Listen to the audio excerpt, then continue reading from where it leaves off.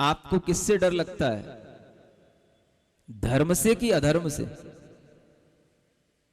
बताओ, बोलो बोलो, क्या बोल रहे हो? अधर्म से डर लगता है। मन से बोल रहे हो कि बुद्धि से बोल रहे हो? पूछो पूछो, अपने मन से पूछो, अपनी बुद्धि से पूछो। अधर्म से डर लगता है, ये तुम्हारा मन कह रहा है कि बुद्धि कह रही है? ये बुद्धि कह रही है, मन नहीं कह रहा है। क्या सुन रहे हो? अधर्म से हमें डर लग रहा है, ये तुम्हारी बुद्धि कह रही है, और मन क्या कह रहा है?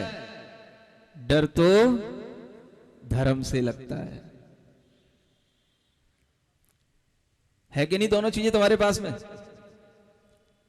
समझते जाना हम क्या कहने जा रहे हैं। अभी तक आपको डर लगता था, अधर्म से डर लगता था, लेकिन लगता नहीं था। आप हमारे सामने बैठो इसलिए कह रहे हो कि आप अधर्म से डर लगता है। क्या समझ आ रहा है? लेकिन भीतरी बात कुछ और है। आपको डर लगता है धर्म से। किससे डर लगता है? आप मानो या ना मानो, अधर्म से डर तो आपको लगा ही नहीं। अधर्म से डर लगता तो आप सब कुछ छोड़ छाड़ करके अब तक तो कह रहे होते कि महाराज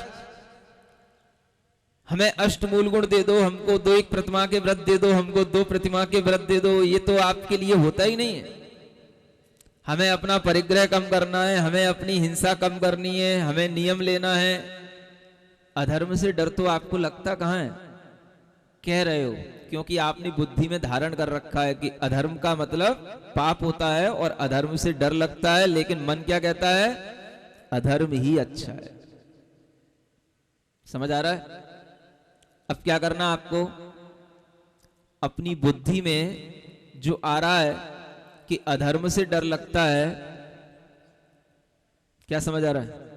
इसको अपनी बुद्धि में क्या समझाना कि देख बुद्धि, अभी तक तूने कहा जरूर है अधर्म से डर लगता है, लेकिन तुझे कभी अधर्म से डर लगा नहीं। वास्तव में देखा जाए तो तुझे धर्म से डर लगता है।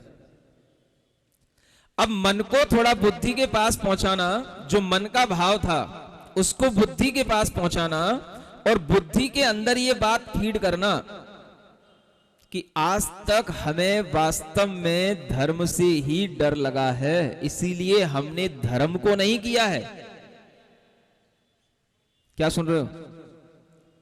ये पहली बार हो रहा है दिल्ली के अंदर जो ये 10 लक्षण धर्म में इतने सारे लोग एक साथ बैठ करके यहां धर्म कर रहे हैं। किया है कभी ऐसे धर्म? है? क्यों नहीं किया? डर लगता है, और जब डर लगता है आदमी तब बहाने बनाता है। समझ आ रहा है? अभी भी बहुत सारे लोग बहाने बनाए हुए अपने अपने मंदिरों में बस वही स्वाहा स्वाहा कर रहे होंगे, उदक चंदन पुष्प करके बस खुश हो रहे होंगे और समझ रहे होंगे कि हम बहुत अच्छा धर्म कर रहे हैं। भगवान से प्रार्थना करो उनकी बुद्धि में भी कुछ अच्छा भाव आ जाए, तो वो समझने की कोशिश करें कि धर्म कहां है, कैसे होता है। आज तक हमारी बुद्धि यही कहती आई है कि हमें धर्म से डर लगता है। आप कह जरूर रहे हो कि हमें अधर्म से डर लगता है, वो इसलिए कह रहे हो क्योंकि हम आपके सामने बैठे, हम ये भी जानते हैं। समझ में आ रहा है? लेकिन वास्तव में आपको धर्म से डर लगा है, और ये बात आचार्यों ने कही है कि धर्म से डरने के कारण से ही आप धर्म से विरति रही है आपके अंदर। आपके अंदर विरति किससे? विरक्ति किससे? अधर्म से कि धर्म से? अगर अधर्म से डर लगा होता तो अधर्म से विरक्ति हो गई होती, लेकिन अधर्म से विरक्ति तो हुई नहीं है। विरक्ति किससे है? दूर किससे हो? विरति किससे है? बोलो तो। अब बोल रहे हो सही? किससे दूर हो? धर्म से दूर हो। तो धर्म से हमें विरति रही है। समझ में आ रहा है? अब इसी सूत्र को हम उल्टा बनाए, हिंसा की जगह अहिंसा कर दो, अनरत की जगह सत्य कर दो, स्तेय की जगह अस्तेय कर दो, अब्रह्म की जगह ब्रह्म कर दो और परिग्रह की जगह अपरिग्रह कर दो। इन सबसे हमको क्या रही है? विरति रही है। समझ में आ रहा है? और इन सबसे विरति होने का नाम ही अव्रत है। माने हम हमेशा से अव्रती बने हैं ना। व्रती तो हैं कितने से लोग, जो थोड़ा सा ऊपर बैठे हैं यही व्रती से दिख रहे हैं, बाकी तो सब अव्रती ही है ना। क्या समझ आ रहा है? तो इसका मतलब क्या है कि आपको इन सब चीजों से विरति रही है तो आप अव्रती बने रहे हो। और अब क्या करना है? केवल सीखना है महाराज, आपसे पढ़ना है। अब करना वरना तो बात की बात है। आप पहले बताओ तो, सीख तो ले क्या करना है। कोई भी चीज आपसे दूर नहीं होगी, आपको अपने बुद्धि में बस दूरियां बनाना है। क्या सुन रहे हो? हाँ, आप अपने घर में रह रहे रहो, जो दुकान कर रहे हो करो, जो कुछ भी कर रहे करो, लेकिन क्या करना? अब अपनी बुद्धि में दूरी बनाना। बुद्धि से दूरी कैसे बनाना? अभी तक हम अहिंसा से दूर रहे, अब हम किससे दूर होंगे? हिंसा से।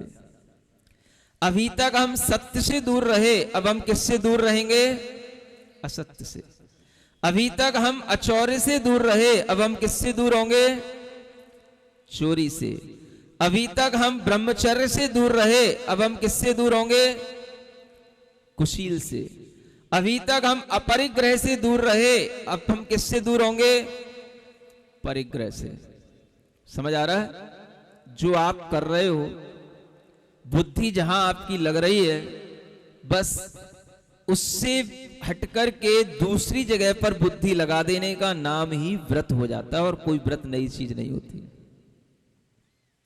इसलिए व्रत कभी भी बाहर देखा देखी नहीं होते हैं, किसी के कहने से नहीं होते हैं।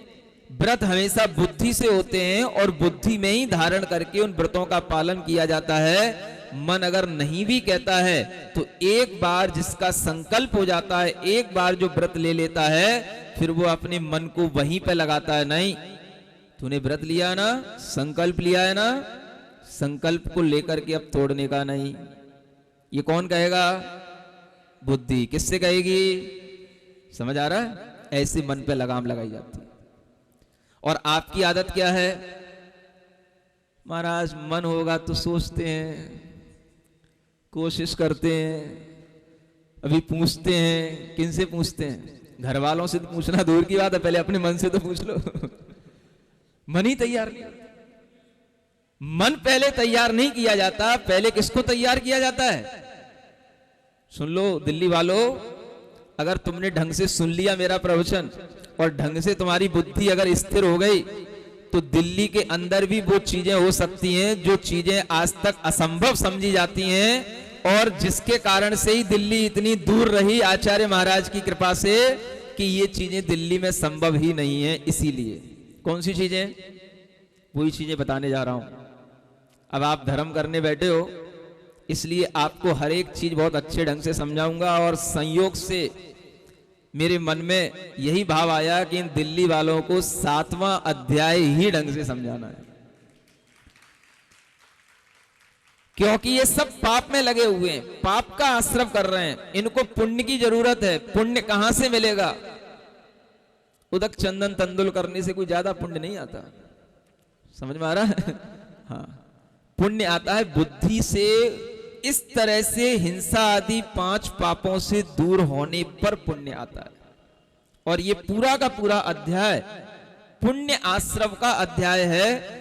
इस प्रकार का जब पुण्य आश्रव आपके अंदर होने लगेगा, तभी जाकर के परंपरा से वह मोक्ष का कारण बनता है। इसलिए ये जानने की जरूरत है कि हमें अगर इन 5 पापों को छोड़ना है तो हमें कैसे छोड़ना है?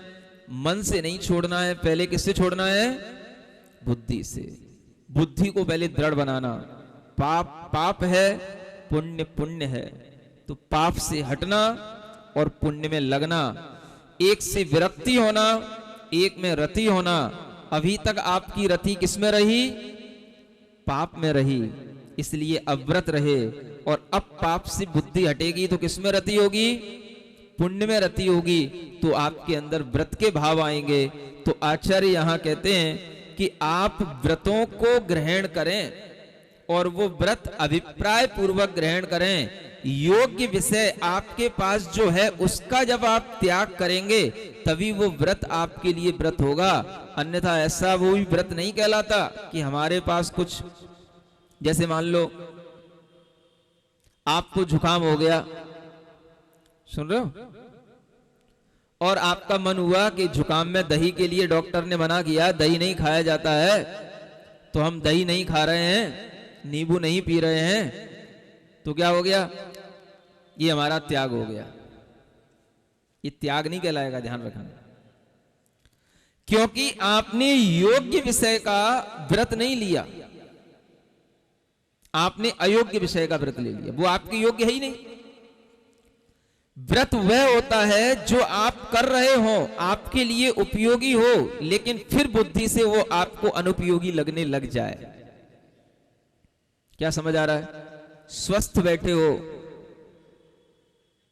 दही खाने की क्षमता है, नींबू पीने की क्षमता है, लेकिन आज दही नहीं खाऊंगा, आज नींबू नहीं पीऊंगा, तो वो हो गया आपका व्रत।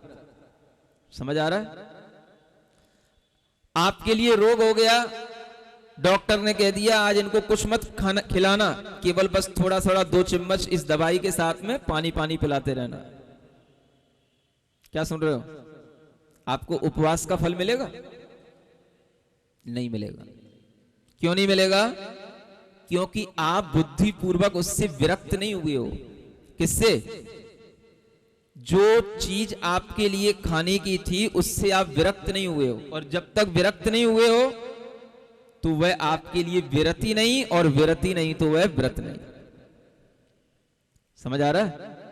केवल आपके साथ ही नहीं, हमारे साथ भी हो जाता है ऐसा कभी कभी। हाँ, एक बार पैर में फोड़ा हो गया था, सुन रहे हो? ये राइट साइड के पैर में अभी भी निशान बना हुआ है, उसका मैं देख रहा हूं। हाँ, बहुत बाल तोड़ हुआ था, बहुत बड़ा फोड़ा हुआ। सागर में भाग्योदय में पहला चतुर्मास था, समझ आ रहा है? और उस समय पर ऐसा फोड़ा हुआ कि भाग्योदय की बिल्डिंग थी, दूसरी मंजिल पे रुकना है, तीसरी मंजिल पे शुद्धि करने के लिए जाना है, हैं? सागर के लोग बैठे यहां, समझ रहे होंगे। अब क्या, अब दूसरी मंजिल से चढ़ करके तीसरी मंजिल पे जो है ना, हाथ पैर धोने के लिए जाना, शुद्धि करने के लिए जाना, इतनी भी हिम्मत नहीं पड़ रही कि हम वहां तक चले जाएं। और आचार्य श्री के संग में थे, उस समय की बात बता रहा हूं, पहला चतुर्मास था। तो आचार्य महाराज ने बुलाया, बोले नहीं उनको बुला के लाओ। हमने कहा आज हमें आर पे नहीं जाना, मेरी हिम्मत नहीं, मैं खड़ा नहीं हो सकता, मुझे नहीं जाना आर पे। तो आचार्य श्री कहते नहीं नहीं उसको बुला के लाओ। तो बुलवाया आचार्य श्री ने, 2 महाराज आए, पकड़ पकड़ के ले गए, और वहां जाकर के ऊपर जो है आचार्य श्री ने कहा क्यों, क्या हो रहा है? आचार्य श्री बहुत दर्द हो रहा है, उसमें खड़े होने की हिम्मत ही नहीं। तो आचार्य श्री मालूम क्या बोलते हैं? तो ठीक है, एक काम करो, आज ऊनोदर कर लेना। क्या बोलते हैं? ऊनोदर जानते हो क्या होता है? ऊनोदर एक तप होता है, जैसे अनशन तप आप लोग करते हो। अनशन माने क्या होता है? कुछ भी नहीं खाना, 4 प्रकार के आहार का त्याग। ऐसे ही ऊनोदर होता है। ऊनोदर का मतलब होता है थोड़ा खाना, थोड़ा छोड़ देना, क्योंकि आप पूरा तो भोजन कर ही नहीं पाओगे, खड़े तो हो ही नहीं पाओगे। तो क्या करना? आज ऊनोदर तप ले लो। अब मेरे को तो दर्द हो रहा था, मैं तो दर्द से परेशान था। अब दर्द में तो कोई तप होने का भाव ही नहीं होता। और आचार्य श्री क्या बोलते हैं? ऊनोदर तप ले लो। हमने कि हमें नहीं लेना। सुन रहे हो? हाँ, ये कोई ऊनोदर करने का टाइम है? अब जितना मिलेगा जैसा भी होगा कर लूंगा। तो नहीं किया। सुन रहे हो? आचार्य महाराज ने कहा ठीक है, कोई बात नहीं, आपकी इच्छा नहीं मर रही, चलो। उसी में नीचे की तरफ, मतलब नीचे की बिल्डिंग में जो पास में, सबसे पहले पास में जो जहां पे चौके लगे थे, तो वहीं पे जो है पड़गान हो गया। आहार शुरू हुए, और खड़ा भी मुश्किल से 10 मिनट मुश्किल से खड़ा हो पाता था। तो उसमें भी मुश्किल से 3-4 मिनट खड़ा हो पाया और उसके बाद ही जो है उसमें भी अंतराय आ गया। क्या हो गया? अंतराय जानते हो कि नहीं? हाँ, अब जितना होना था उतना भी नहीं हुआ। देखो आचार्य महाराज की बातें और आचार्य महाराज के वचन देखो कितने महत्वपूर्ण होते हैं। उनने क्या बोला था? उन उधर कर लेना। हमने क्या बोला? हमें नहीं करना। क्या हो गया? अंतराय हो गया। अब क्या हो गया? उन उधर तो अपने आप हो ही गया। अब क्या हुआ? जब वापस आचार्य महाराज के पास पहुंचते हैं, दोपहर में जब भक्ति होती है, तो फिर आचार्य श्री को जब बताते हैं कि आज अंतराय हो गया, तो फिर आचार्य श्री खिलखिला के हंसते हैं बढ़िया। और हम यूं कहें दुनिया का हर प्राणी इन 5 चीजों में, 5 क्रियाओं में अपनी शक्ति के अनुसार हमेशा से लगा रहता है। हिंसा, झूठ, चोरी, कुशील और परिग्रह से संसार का कोई भी प्राणी बचा नहीं है। ये जैन धर्म नहीं है। ये जैन धर्म मानव मात्र का धर्म है, प्राणी मात्र का धर्म है, क्योंकि हर प्राणी के लिए अपनी आत्म शक्ति और संकल्प शक्ति को बढ़ाने के लिए इन्हीं व्रतों से गुजरना पड़ेगा, तभी वह भोगी से योगी बनेगा, योग के मार्ग पर आएगा। कुछ लोग जब जैन दर्शन को पढ़ते हैं और जैन शास्त्रों को पढ़ते हैं तो ये समझते हैं ये केवल जैनों के लिए लिखे गए हैं। हम आपसे पूछ रहे हैं, ये हिंसा कौन नहीं करता बताओ? झूठ कौन नहीं बोलता बोलो? देश में, विदेश में, इस लोक में, उस लोक में, इस गति में, उस गति में कौन सा जीव है जो ये हिंसा से बचा हो, झूठ से बचा हो, चोरी से बचा हो, कुशील से बचा हो, परिग्रह से बचा हो? बताओ कहां लिखा है? ये जैन धर्म के लिए ही करने वाले जैनियों के लिए ही ये धर्म है। अरे जिसके अंदर ये 5 पापों की प्रवृत्तियां चल रही हैं उन सबके लिए करने योग्य। और 5 पापों में तो दुनिया जुड़ी हुई है, चाहे चीन हो, चाहे जापान हो, चाहे अमेरिका हो, चाहे इंग्लैंड हो, कुछ भी हो। कहीं के भी लोगों को देखोगे 5 पापों में हमेशा आपको इंडल्ज मिलेंगे, आपको हमेशा उसी में आसक्त मिलेंगे। तो ये धर्म किसके लिए? जो जो 5 पाप कर रहे हैं उन सब के लिए। और आप मानव की बात तो छोड़ो, प्राणी मात्र का मैं क्यों कह रहा हूं कि एक इंद्रिय आदि जीवों में भी ऐसे ऐसे जीव होते हैं जिनके अंदर हिंसा की और परिग्रह की वृत्ति रहती है।